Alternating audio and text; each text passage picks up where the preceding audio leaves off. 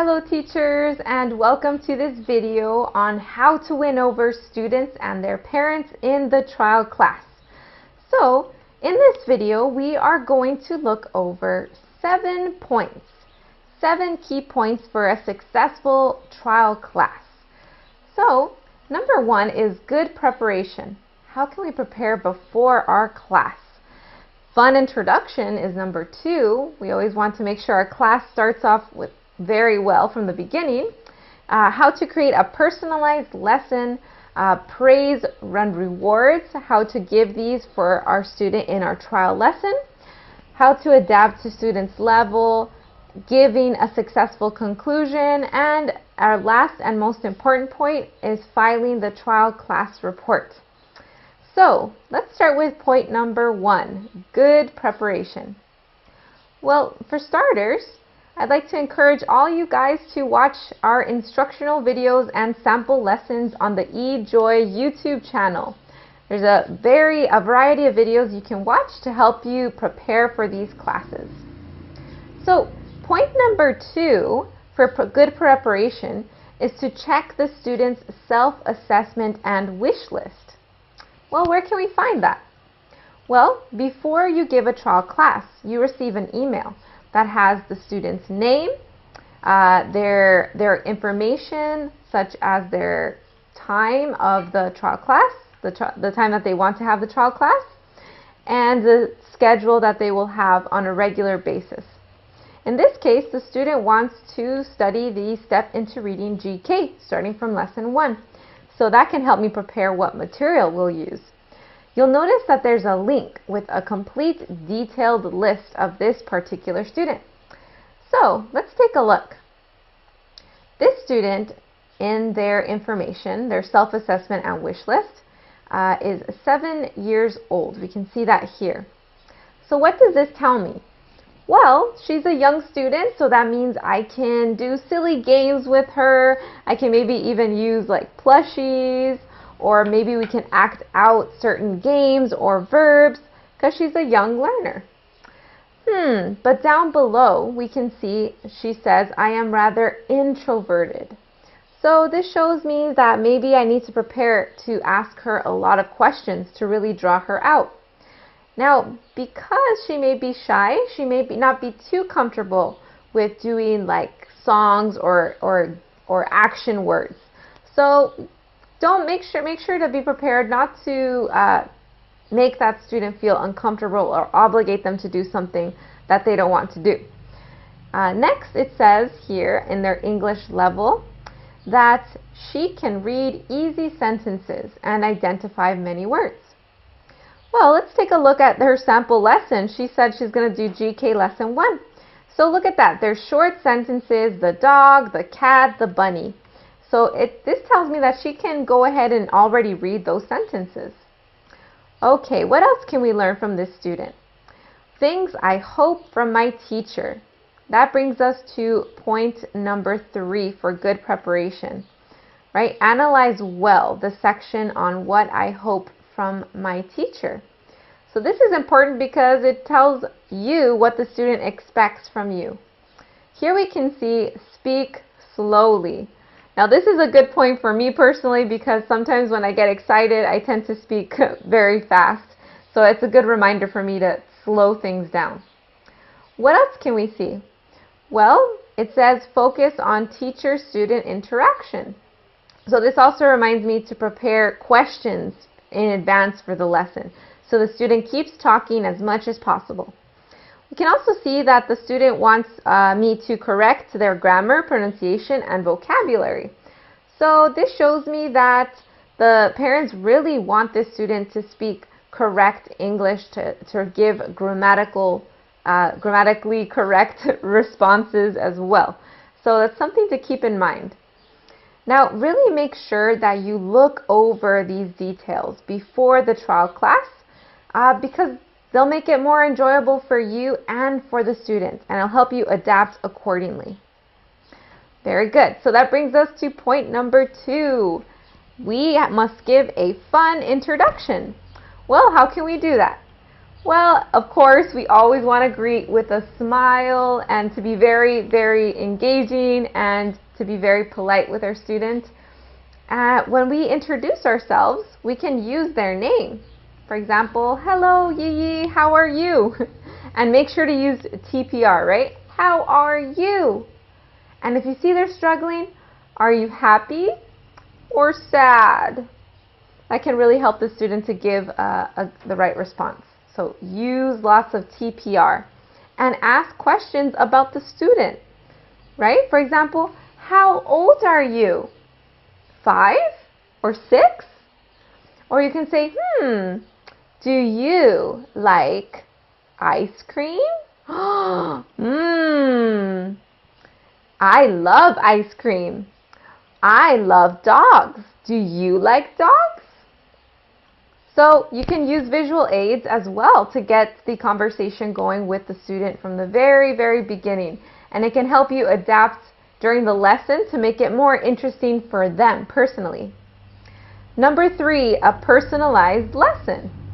So learn what the student likes and dislikes doing. For example, every student is different. Some students, they love playing games, they love doing action words, and they love to dance, and they love to sing. But some students, they just look at you and they don't really want to do the action. So if you notice that about your student, then don't force them to do it, right? You want them to make them feel comfortable. For example, sometimes when I show a student a dog, I say, hey, what sound does a dog make? Woof, woof, woof. And if they're comfortable, they'll go woof, woof, woof. But if not, then maybe I'll do the sound woof, woof. What am I? So make sure that you don't put the student in an uncomfortable position or situation. Also, we can tell them, you can ask them personalize the rewards based on things they like. For example, as we mentioned, maybe the student says that they like ice cream. So you can give them ice cream. I have a huge list of ice cream that I have. I have saved PNG images, or you can use your own reward system as well, depending on what the student really likes. So that also makes it to be a very entertaining and enjoyable lesson for each student. Very good. There we go, my scoops, ice cream scoops. Okay, so that's how we can personalize a lesson. Number 4, that brings us to, again, prizes, praise and rewards. So obviously saying, hey, good job is good. We always want to praise our students when they make an effort. We can say different things like, wow, woohoo, great job, you did it. Really try to vary your way of praising the student. Also use TPR, give them a thumbs up or like this, yeah, great job, to praise that student. Also with Classon, the nice thing about Classon is that there's a built-in trophy system. So if you can see, my video is right here. The student's video usually appears right on the side next to me. So let's say here's the student's video. Right underneath the student's video icon is a box that has a picture of a trophy on it. So it's a button. It's a button that you hit with a picture of a trophy. And when you hit this button, a big trophy appears and it makes a really fun sound like bling, bling, bling. So this is another option you can use for rewarding the students. I also like to adapt my presentations too. If I see the student likes food, for example, I'll take them to the donut shop. You can be like, okay, you get a prize. Let's roll the dice. Awesome. Number 4. What's behind number 4? Ooh, a nice donut. Okay, number 3, number 2, and so on. So really try to change up your rewards to make it exciting for the student. Because our sample lessons, these trial classes are really helping the student get a taste of what your lesson is like. So really try to give it your all so that the student will be happy to pick you. Okay, that brings us to the third point, which is to create your own fun reward system. Again, there's lots of videos on YouTube you can find for ideas for rewards, Or ask your fellow teachers as well. They have lots of good ideas. Point number 5, adapt to the student's level. You can ask yourself, right? Can they read on their own? Again, we can find that in their assessment list. Let's take a look as an example for lesson 1. So the student I just looked at, she can read these words. She can read the cat or the dog. However, let's say that she cannot read the bunny. She doesn't know how to read bunny. So in this case, you can tell them the word and have them repeat, bunny, bunny. And of course, you can use TPR and say bunny. Have them copy the bunny ears. Now, some students, they don't know how to read at all. So if that's the case, you just say the word and have them repeat. The cat, the dog, and so on. Now, you'll notice that some students, this is super easy for them. Maybe they're more advanced students. So if that's the case, you can even challenge them with extra questions. For example, you can play the I Spy game. I spy an animal with black and white stripes. What animal is it? Yeah, zebra. Good. Or I spy an animal that's brown and big. Yes, a bear. Very good. So they can easily answer, and you can take turns describing the animals. So really try to challenge the student if you see that they are finding it super, super easy. So there we go. Help them pronunciate, use TPR, say and repeat for students that don't know how to read, and adapt to the student's pace. Challenge advanced students. So that's how we can adapt to a student's level. Very good. Okay, so number 6 is a successful conclusion. Now this part's very, very important. We do not want to just abruptly finish the class, see, oh, it's 20 minutes up, okay, I have to go, okay, bye, because the 20 minutes go by really fast. No, we want to really take advantage of this time to praise the student, say, you did amazing, great job, I was so happy to meet you. Don't forget to tell them that, and also tell them that you hope to see them again. This part is very important because the student needs to know that, hey, yeah, this can be fun. I can do this again. I want to see this teacher again. And the third point, you can prolong the class too, if possible. Although our trial classes are 20 minutes, we can also make it a bit longer if you see the student is really having a fun time, maybe wants to learn a bit more. And if you have the time, then you can bump it up to 25 minutes or 30 minutes if you'd like. So just take advantage of it. Very good. That's a successful conclusion. And finally, our last important part is filing the trial class report.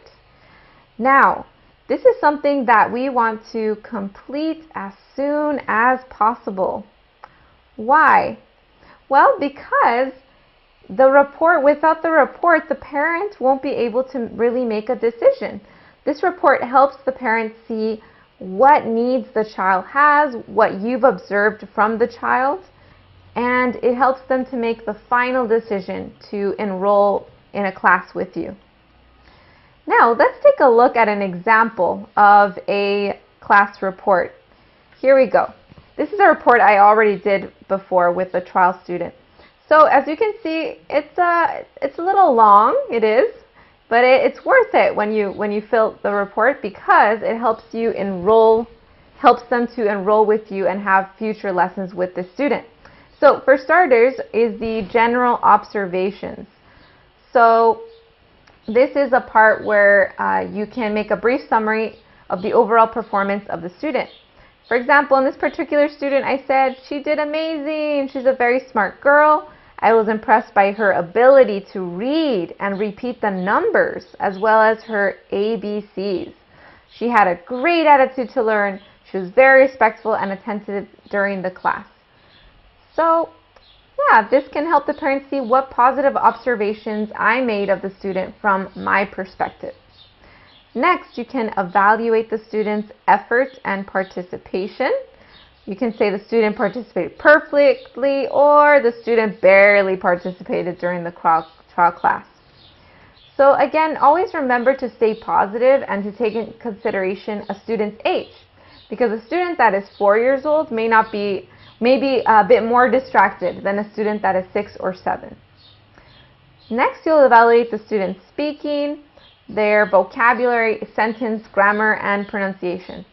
If the student is very young or is at a low English level, try to be positive and evaluate the student accordingly so that they don't feel discouraged.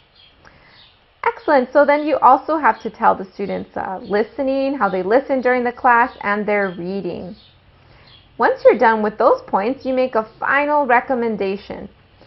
So with this final recommendation, you can use it to praise the student once more, recommend a specific material that you will use during your lessons, and express the desire to see the student again. So you'll notice the recommended course list down below. So this is also why I encourage you as a teacher to get to know the material that is with eJoy, so you can recommend it, see if there's one that really interests this particular student. Very good. Once that's done, you click the Submit Report button and you're ready to go. That is the last part for the final recommendation. Excellent. Well, I really hope that these tips and tricks have been able to be a help for you guys. Again, if you have any other questions, please do not hesitate to ask your fellow teachers for tips and tricks, and also ask the eJoy staff. Everyone is there to help you guys out. Thank you so much for watching this video. I know you guys will be very successful in giving your trial class. And happy teaching, guys. Take care.